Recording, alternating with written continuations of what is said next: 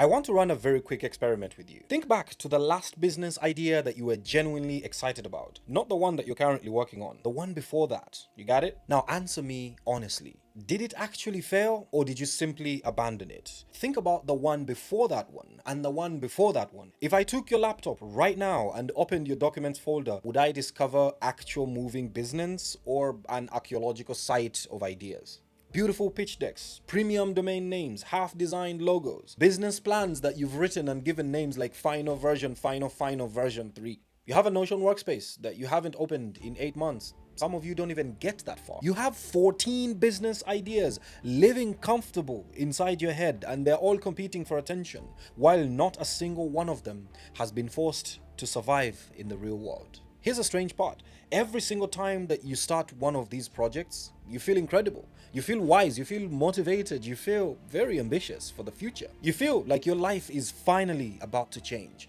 But the moment reality starts asking you for invoices instead of imagination, you disappear. And here's the question, why? Why does your brain feel a bigger chemical reward from planning a business than from actually making the business happen? Why can designing a logo at 2 o'clock in the morning feel more satisfying than landing your first customer? It is because your brain has learned something incredibly dangerous. It has learned that starting feels almost identical to succeeding. And if you don't understand why that happens, you will spend the next 10 years mistaking motion for progress. This happens to couples actually that fall in love as well. It was Vusi Tembakwayo that said that there comes a time when a married couple stops being in love and they be in life with each other. Because love feels good, it feels motivational, it feels inspiring. In life is where so many people drop off. Today, I'm going to show you exactly how your brain tricks you into abandoning projects right before they're even able to reward you. Welcome to the Train of Thought podcast. And today, we're going to talk about the demon of preparation paralysis. Cue the intro.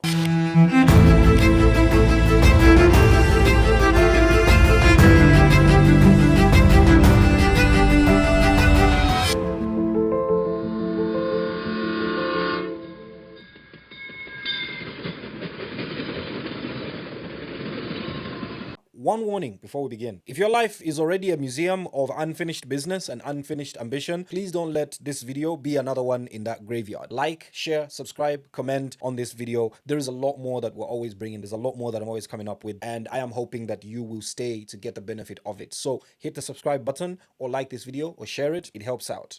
Let's keep it moving. We're going to uncover 4 uncomfortable truths today. First, why planning creates a false sense of achievement before you've actually earned anything. Then, we're going to expose one of the biggest lies that modern entrepreneurship keeps telling us, the strategic pivot. I'm sure you heard that word before. Pivot, pivot, pivot, pivot. This company pivoted. This company pivoted. We're going to talk about that. After that, we're going to look at what actually separates people who build billion-dollar businesses from people who collect brilliant ideas. Because I promise you, it isn't intelligence, it isn't creativity, it definitely isn't passion that makes all of this happen. And finally, I'm going to give you 5 brutal rules that force your brain into becoming addicted to finishing instead of starting. Part 1.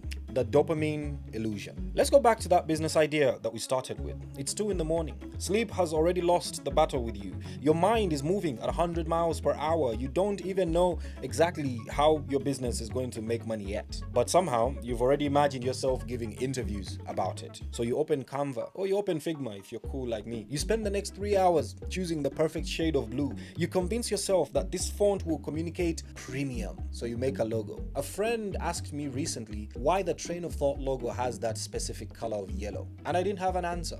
I didn't know what it was because I didn't choose the yellow. I didn't ruminate over the yellow. I just chose the yellow that had the better contrast with the dark gray, and that was that. But right now, everybody that gravitates to the Train of Thought brand, that yellow is very, very identifiable. Anyway, you make a logo and another and another. Then you quickly buy the domain before somebody else does. You create the Instagram account. You update your bio, many times saying something along the lines of building something exciting, creating something big, building the next future, like as if you're the first one to ever say that. Maybe you even make one of those mysterious posts and stories on Instagram that say, big things are coming, I'm working on the next big thing. And you get a few people commenting and asking you what it is, and you can't tell them what it is because you genuinely don't know what it is. Right now, at that stage, nothing has actually happened, but your brain feels successful. You feel like you've already made it, and that's what's fascinating. Your brain doesn't care that you have earned nothing because, as far as it's concerned, you've just completed a series of rewarding activities.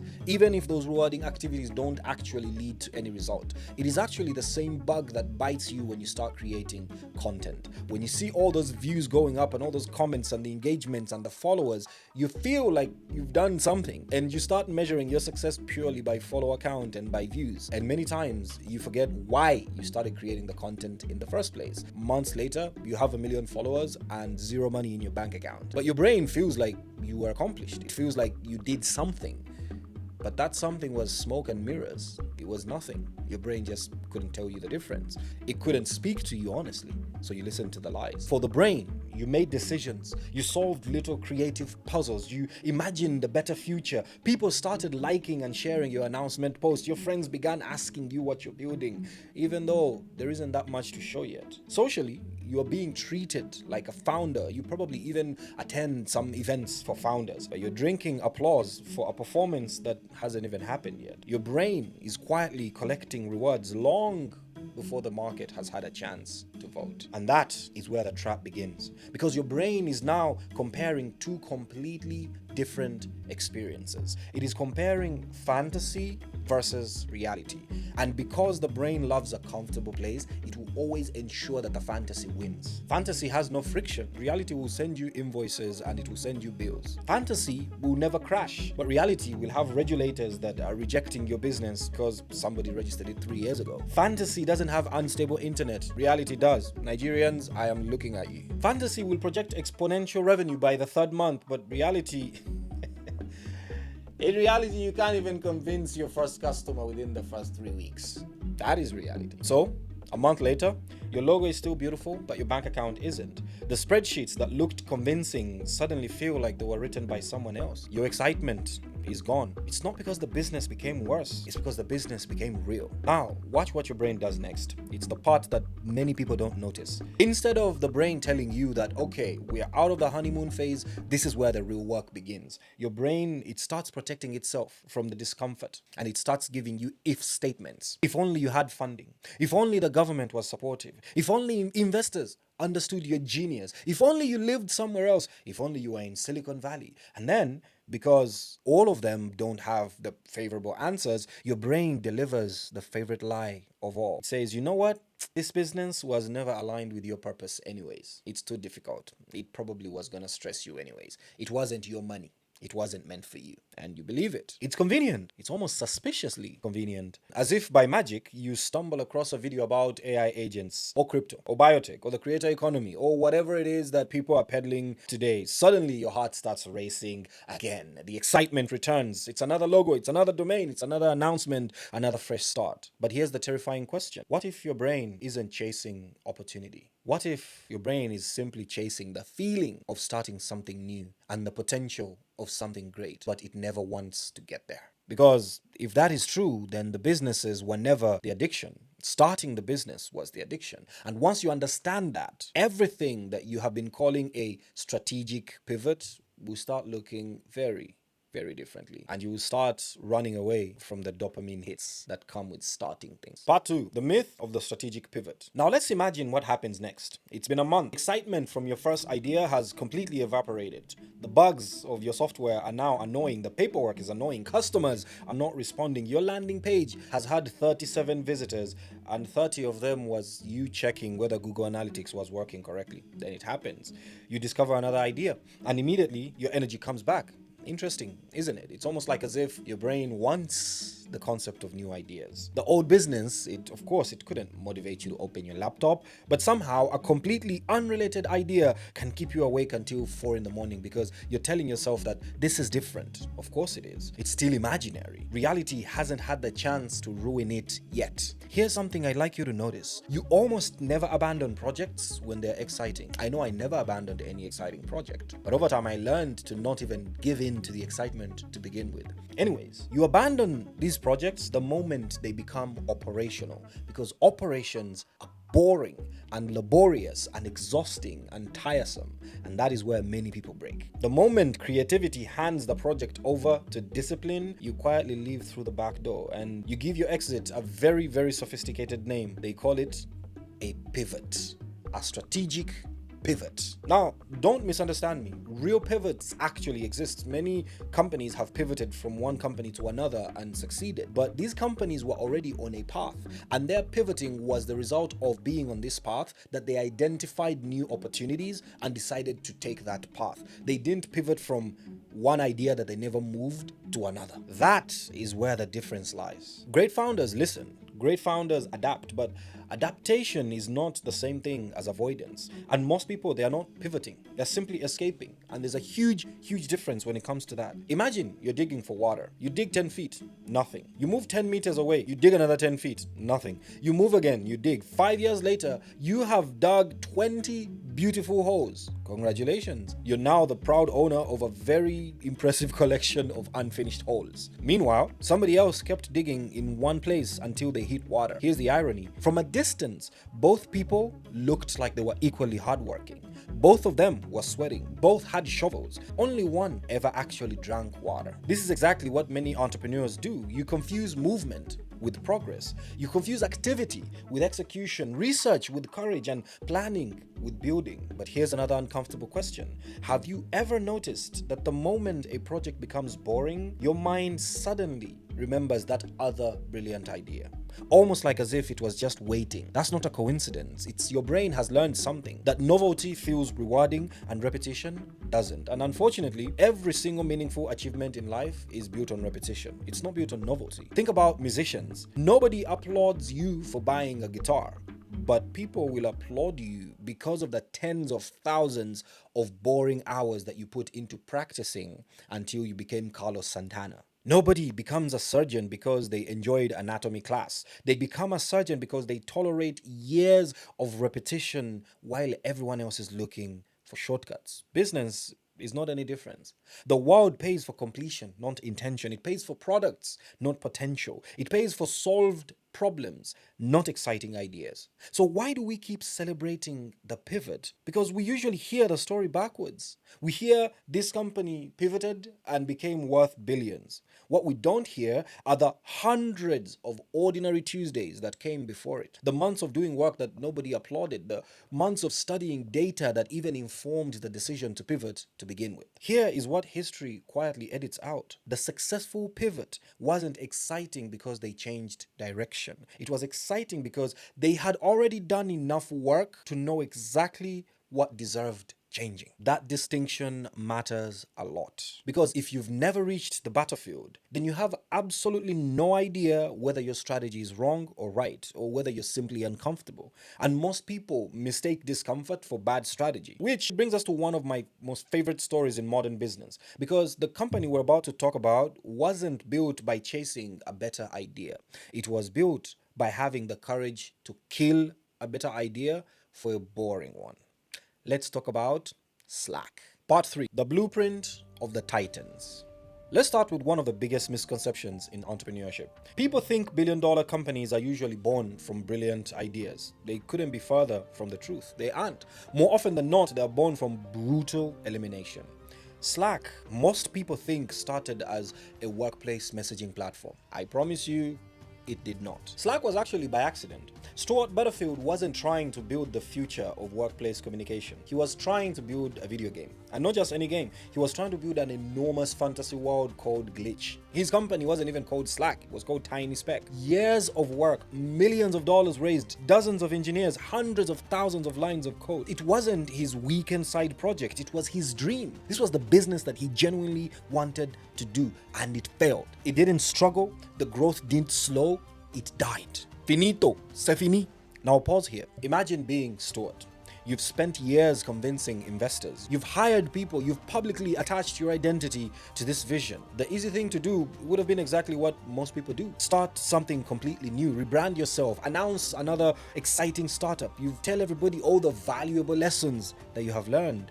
You would have started the dopamine cycle all over again. Instead, he asked one question: what actually works in anything that we own? Not what has excited us, not what did we spend the most money on, not what are we emotionally attached to, just what works. The answer surprised everybody. Hidden inside the failed game was a tiny internal messaging tool.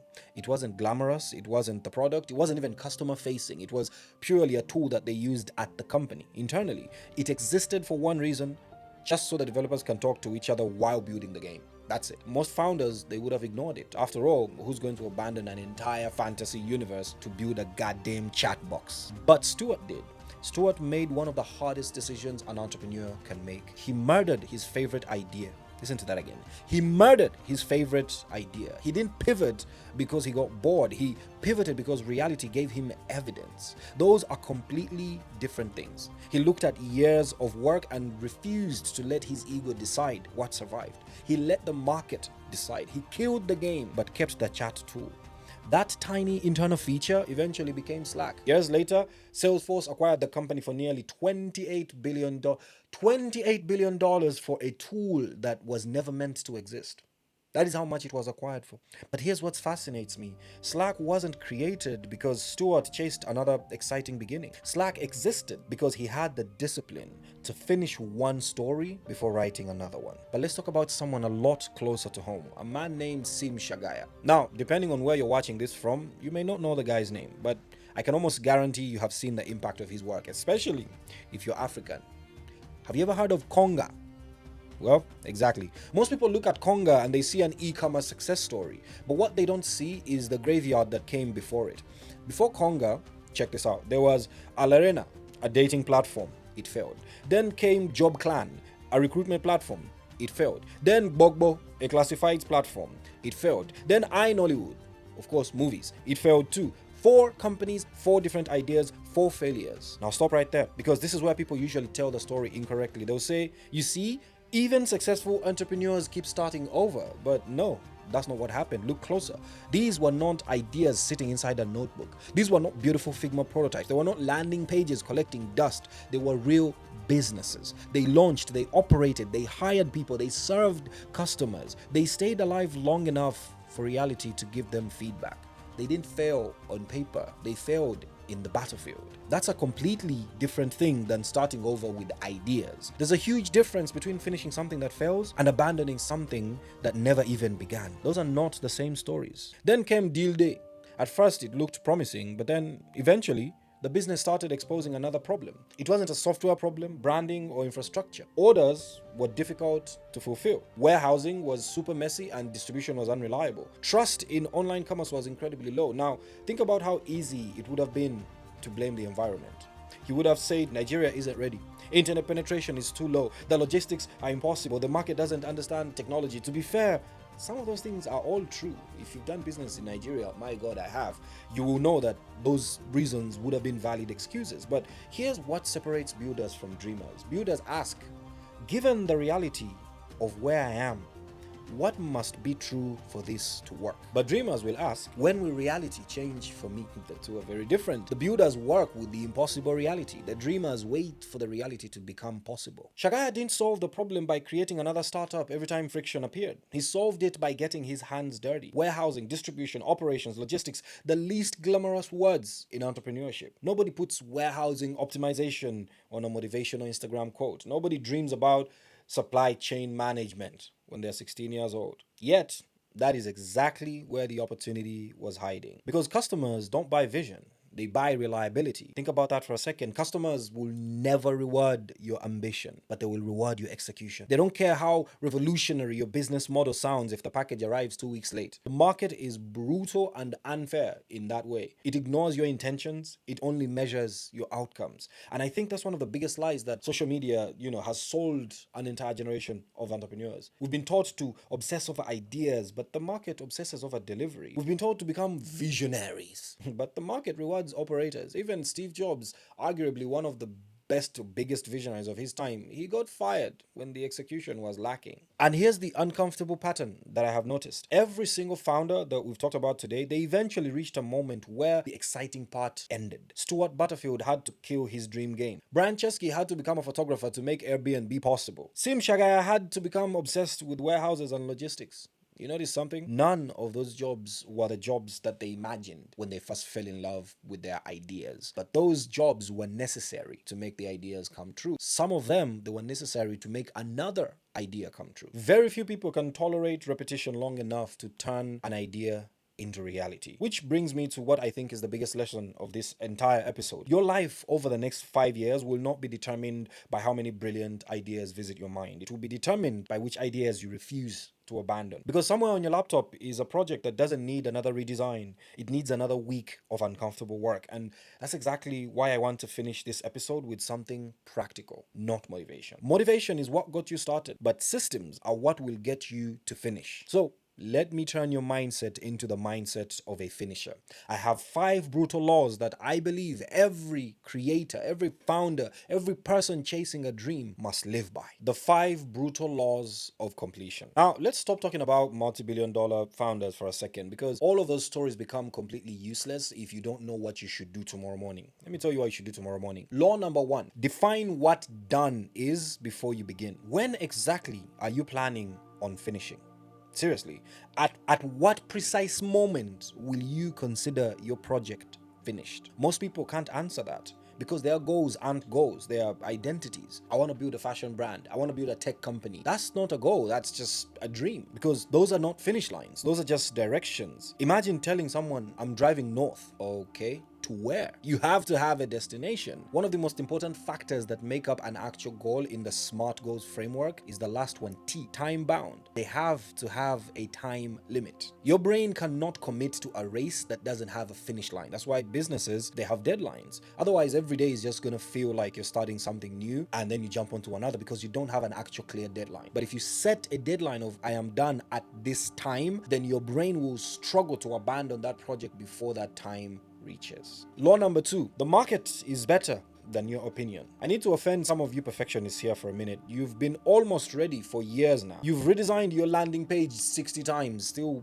hoping that there's some magic you're about to discover. I have a project that I'm about to launch that is 2 months overdue, and it's killing me that it's 2 months overdue because I wanted it to be done 2 months ago. You need to stop hiding. A product that is making money at 80% completion will teach you a lot more than a product that is making no money at 100% completion. The market will give you feedback. The market will decide for you. The market will instruct you on what to do next. Your imagination is only going to give you compliments. So get that idea out into the world and see if it is worth maintaining or if it is worth changing. Law number 3, make quitting expensive. Let me tell you something fascinating. It costs you absolutely nothing to disappoint yourself. Think about how many promises you've made to yourself that you've broken. Going to the gym, waking up early, launching the business, quitting an addiction, you know the drill. And you forgave yourself every single time. But imagine if abandoning your project automatically cost you $1 million. It's going to be a lot harder. Do you think it'll make you a lot more disciplined? Anyways, of course you would. The problem isn't discipline. The problem is that your quitting is too cheap. So make it expensive.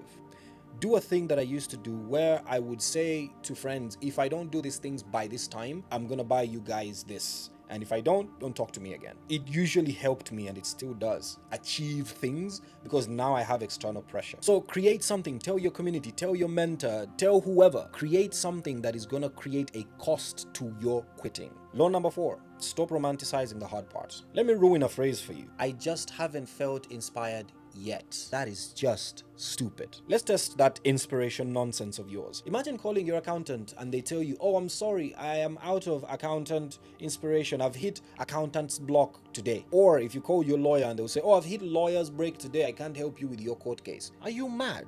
Or your doctor tells you, I've hit medical break today. I can't help you. And yet, a lot of you creative people and entrepreneurs, you constantly revel in this creative block, looking for this amazing inspiration to come. That is never gonna come. It's never gonna come. And maybe by the time it comes, it may be late. Romanticize the hard part like as if it's this thing that is supposed to somehow zen itself out of your life, forgetting that you're actually supposed to bully it out of your life. You don't become extraordinary because you are permanently inspired. You become extraordinary because you've stopped expecting inspiration to accompany responsibilities. Professionals don't ask if they feel like it today. Professionals ask what needs to be done and then they do it. That is what makes a professional. Whether they feel like it or not, they do it. And then law number 5, be monogamous with your work. I am a multi-potentialite. I have very many talents and I can do very many things. But I have learned to commit to projects. The only extra projects I may take on, if, for example, I'm building something that needs financing and I don't have investment, I would take on a consultancy job to make money to finance that project. That's the only time I cheat on my projects. Other than that, I'm a very, very monogamous man.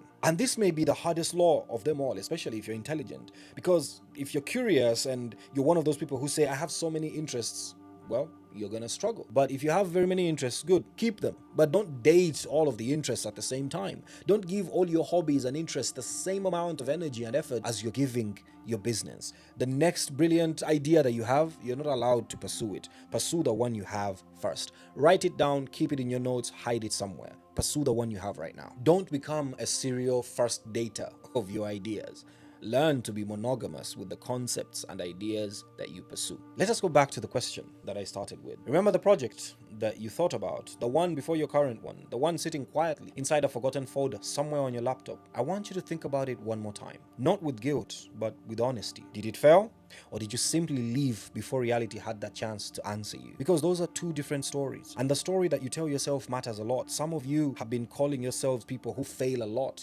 But I don't think that's true. You can't be failing if the failing is happening in your notebook. You simply have a habit of disappearing before the customer can answer, before the market can teach you, before the discomfort transforms you into someone capable of carrying the responsibility that you keep praying for. Here's the paradox. The world keeps telling you to find yourself, but I don't think that's the challenge. I think the challenge is to stay with one thing long enough until it reveals who you are. Character isn't discovered during inspiration. It is exposed during repetition. The life that you're praying for will almost certainly be built during the moments that you're not praying for. There will be no music. There'll be no applause. There'll be no motivational speeches. It will be just another Tuesday. You'll be doing the work again and again. Somewhere on your laptop is a folder that represents the person you almost became. Tonight, I want you to open it. Not to redesign the logo, not to rewrite the business plan, not to watch another video of me telling you what to do. Finish it. Because the world is full of brilliant starters. But what the world is desperately in need of are brilliant finishers. Go out there and finish